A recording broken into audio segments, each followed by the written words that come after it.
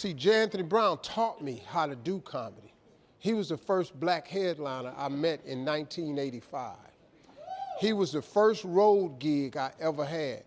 He taught me how to do comedy.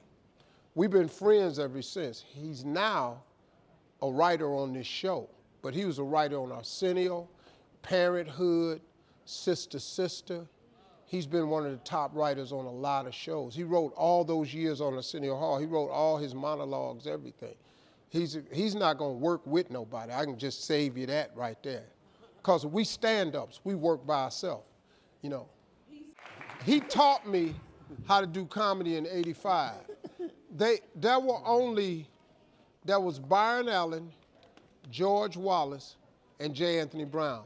There were only 3 black headliners in the United States. You all don't understand how comedy used to be.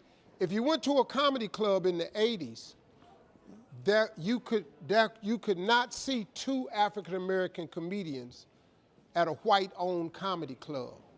They did not allow 2 blacks to perform on the same show in 1985, 86, 87, 88, 89, because they didn't want the similar acts on stage. So we had to deal with that. So if he was working at a club, I couldn't work there.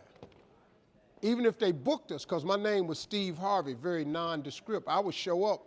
If another black was there and the club owner saw it, one of us had to go home. And I was usually the newest act, so I had to go home. But he ended up teaching me how to do the business. I saw how much money he was making as a headliner. This one night, we was getting played at this place called, where was we at? I think Nick's. Nick's in Bloomington, Indiana. And at the end of the night, I was getting $75, because that's what I was making. They paid him $1,800. And they was counting his money out, and the club owner told me, he said, you step out the room. Jay said, no, he can stay. So he was paying Jay the money, the $1,800, and about $1,000 he counted. He said, man, I'm paying you guys too much money. He told the club owner, he said, hey man, I don't want to hear that. He said, unless you got 45 minutes of jokes your self, just hand me my money without all this conversation. That's what I said. That's what will be. And we just remained friends over the years. And then, you know, when I got this talk show out here in LA, came out here, he was out here. He head writer on the show. So she knows you. Oh, her. Hey, how you doing?